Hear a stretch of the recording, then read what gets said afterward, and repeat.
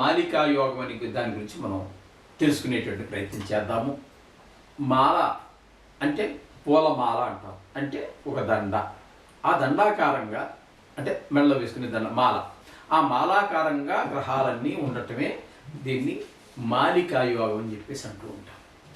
అయితే ఈ మాలికా యోగం అంటే లగ్నం నుంచి తీసుకోండి, లేదా ఏ రాశి నుంచి అయినా సరే వరుసగా ఈ 7 గ్రహాలు కనుకున్నట్టయితే అందులో మనకి రాహుగ్రహం, కేతుగ్రహాన్ని తీసి పక్కన పెట్టండి, అవి ఛాయాగ్రహాలు.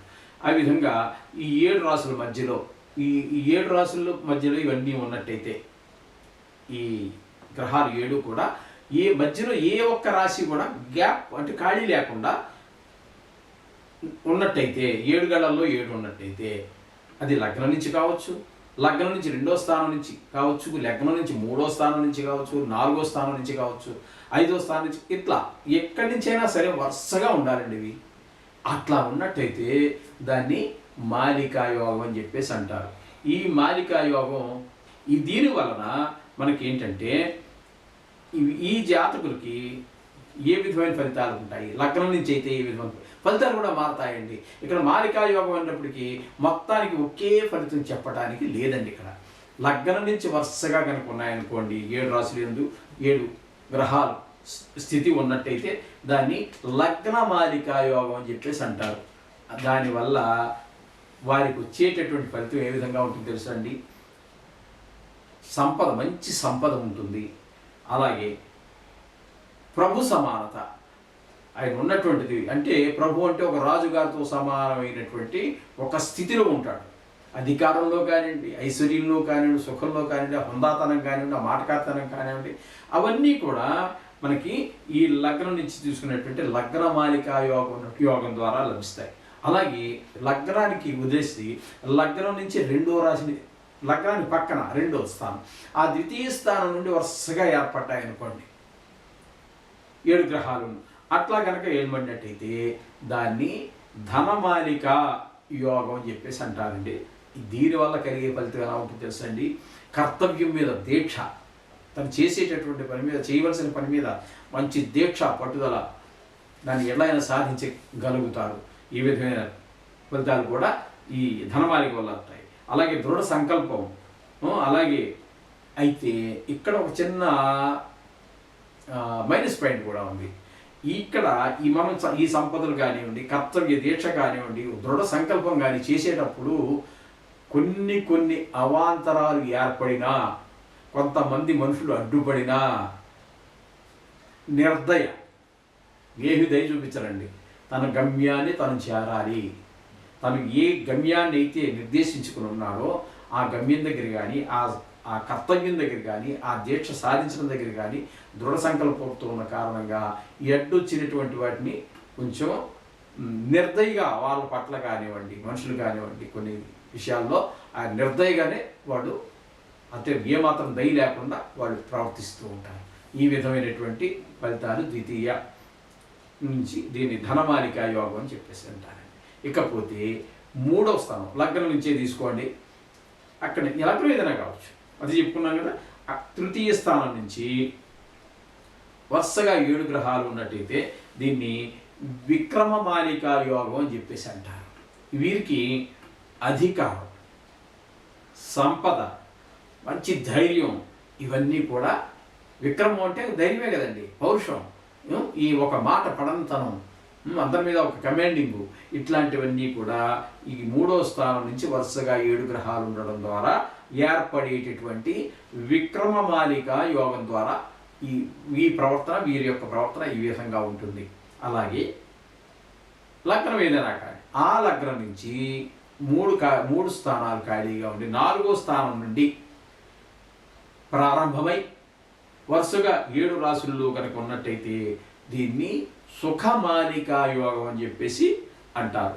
ఈ సుఖమాలికా యోగం ఏర్పడడం వల్ల ఆ మనిషి ప్రవర్తన ఏ విధంగా ఉంటుంది, ఆ మనిషి యొక్క జీవితం ఏ విధంగా నడుస్తుంది అన్నట్టయితే మంచి సంపద ఉంటుంది. సంపద ఉంటే కాదండి, ధార్మికమైన బుద్ధి ఉంటుంది, అన్ని సౌఖ్యాలు పొందుతూ ఉంటారు. ఈ విధమైనటువంటి ఈ పేరే మనం అనుకున్నాం సుఖమాలిక, గృహయోగం, వాహన యోగం, అనేక యోగాలు, అనేక సుఖాలు, అనేక సంపదలు, ఇవన్నీ కూడా ఈ సుఖమాలిక యోగం ద్వారా లభిస్తూ ఉంటాయండి. ఇకపోతే 5 పంచమం నుండి, అంటే లగ్నం ఏదైనా కావచ్చు, మనకి బండి మామూలే, లగ్నం ఏదైనా కావచ్చు, లగ్నం నుంచి 5వ స్థానం నుంచి 7 రాశులు కనుక వరుసగా ఉన్నట్టయితే దీన్ని పుత్రమాలిక యోగం అని చెప్పేసి అంటూ ఉంటారు. దీని ద్వారా వీళ్ళకి ఏంటంటే మంచి సంతానం కలిగే అవకాశం ఉంటుంది, మంచి కీర్తి ప్రతిష్టలు ఉంటాయి, దైవభక్తి ఉంటుంది. ఈ కీర్తి అనేది తను సొంతంగా సంపాదించుకోవడమే కాకుండా తల్లిదండ్రులకి మరింత పేరు వచ్చే అవకాశం కూడా మనకి ఈ పుత్రమాలిక యోగం ద్వారా లభిస్తుందండి. ఇకపోతే 6వ స్థానం నుండి, లగ్నం ఏదైనా కావచ్చు, లగ్నం నుంచి 6వ స్థానం నుంచి వరుసగా 7 స్థానాల్లో ఉన్నట్టయితే దీన్ని శత్రుమాలిక యోగం అని చెప్పేసి అంటారు. ఈ శత్రుమాలిక యోగం ఉన్నటువంటి వారికి జీవిత విధానం ఎలా ఉంటుంది, వాడి ప్రవర్తన ఎలా ఉంటుంది అంటే దురాశ, బీదతనం,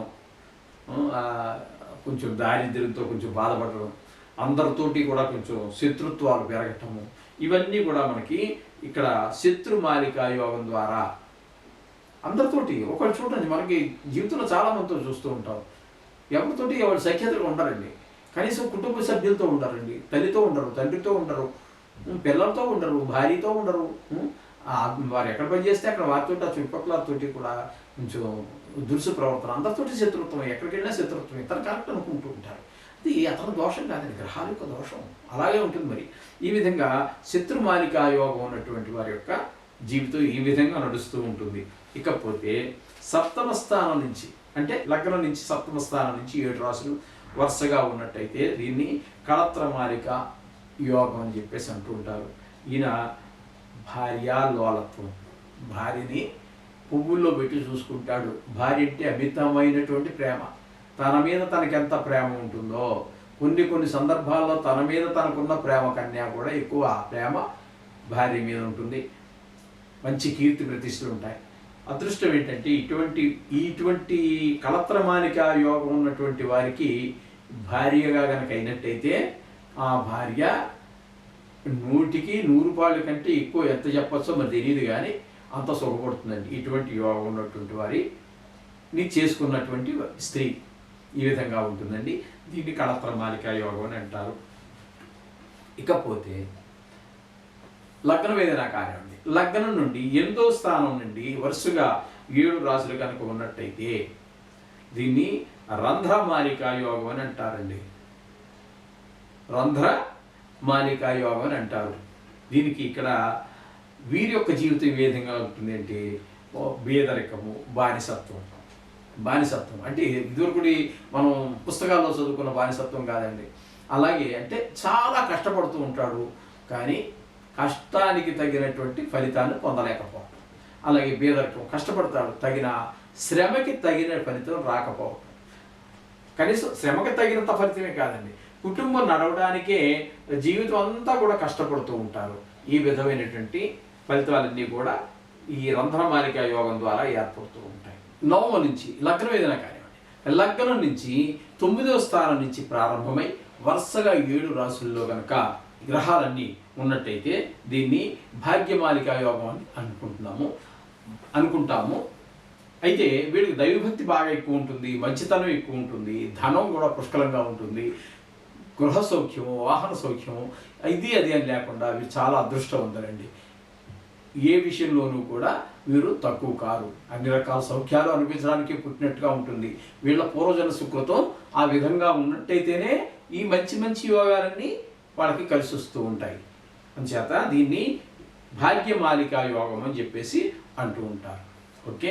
ఇకపోతే లగ్నం ఏదైనా కానివ్వండి, దశమం నుండి 7 రాశులలో వరుసగా కనుక గ్రహాలన్నీ ఉన్నట్టయితే దీన్ని కర్మమాలిక యోగం అని చెప్పేసి అంటారు. కర్మమాలిక యోగం అని అంటారు. వీరి యొక్క జీవితం ఏ విధంగా ఉంటుంది, వీరి యొక్క పరిస్థితి ఏ విధంగా ఉంటుంది అన్నట్టయితే వీళ్ళకి మంచి, వారు చేసేటటువంటి వృత్తి చాలా గౌరవప్రదమైనటువంటి వృత్తిగా ఉంటుంది.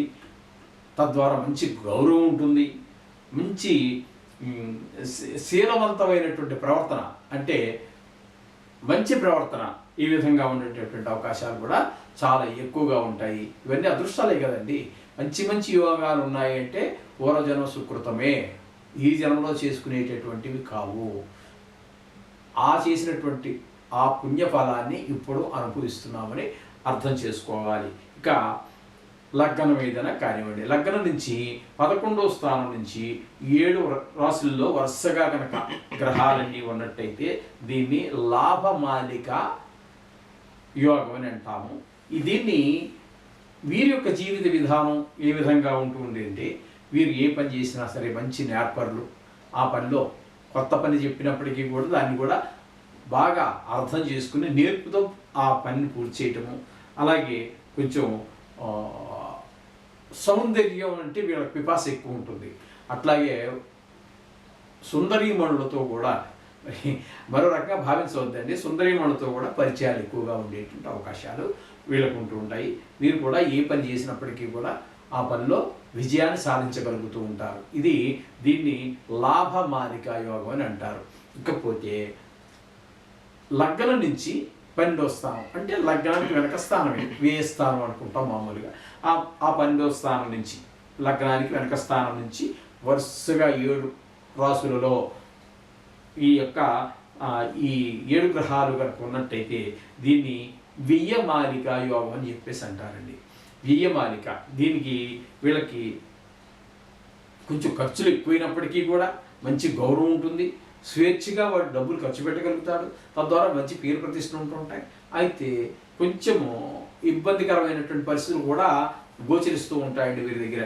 కొంచెము అలవాట్లు కొంచెం కొంతమందికి మాత్రము, అంటే దీన్ని బట్టే కాకుండా చూసుకున్నట్టయితే దృష్టి అవి కూడా మనం చూసుకోవాల్సి వస్తుంది. అక్కడ ఏమవుతుంది అంటే కొన్ని చాలా తక్కువ స్థాయిలో ఈ దూర యోగాలు కూడా కొన్ని కనబడుతుంటాయి, కొన్ని దురలవాట్లు కూడా కనపడే అవకాశం మనకి ఈ వ్యయమాలిక యోగం పెట్టినటువంటి వారికి కనిపిస్తూ ఉంటుంది.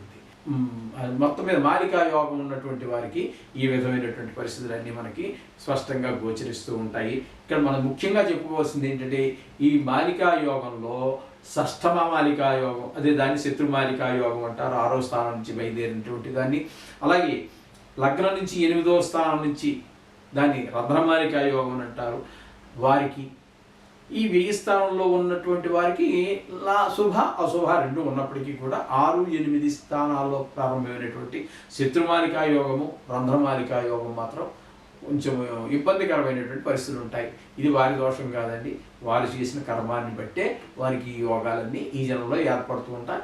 ఆ ఏర్పడిన ద్వారా వారి యొక్క జీవితం నడుస్తూ ఉంటుంది. ఈ విధంగా మొత్తం మీద ఉంటుంది. కొంతమంది ఇదే కాకుండా ఈ సప్తమాలిక అదే మాలికా యోగం కాకుండా ఇందులో కొంతమంది కొన్ని రకాలుగా చెప్పడం జరిగింది. ఈ 5 రాశుల్లో మొత్తం 7 గ్రహాలు ఉన్నట్టయితే దాన్ని 6 రాశులు గ్రహాలు, 6 రాశుల్లో 7 గ్రహాలు ఉండటము, 5 రాశుల్లో 7 గ్రహాలు ఉండటము, ఇట్లాగా వాటిని కూడా షడ్మాలికా యోగం అని, పంచమమాలికా యోగం అని ఇవన్నీ చెప్పారు. కానీ అవి అనుభవంలోకి వచ్చేటప్పటికి పరిగణలోకి ఎవరో తీసుకోవటం లేదు. అవి ఎందుకంటే కొన్ని గ్రహాల కలయిక వల్ల ఇప్పుడు మనం మాలికా యోగంలో ఏ గ్రహము ఏ గ్రహంతో కలవట్లేదు, వాటి ఇండివిజువాలిటీ ఉంటుంది అక్కడ. అందుచేత వాటి యొక్క స్వతసిద్ధమైనటువంటి ఫలితాన్ని ఇవ్వగలుగుతున్నాయి. ఈ పంచమ, షష్టమ, ఇట్లా మనం చెప్పినప్పటికీ ఏమవుతుంది అంటే, ఒక గ్రహంతో ఒక గ్రహం కలవటం ద్వారా అక్కడ ఫలితాలు మారే అవకాశం ఇది పరిగణలో లేవు. ఎక్కడ ఇది చూస్తున్నటువంటి దాఖలా కూడా ఈ విధమైనటువంటి పరిస్థితి అంతా ఇక్కడ మనకి స్పష్టంగా గోచరిస్తుంది.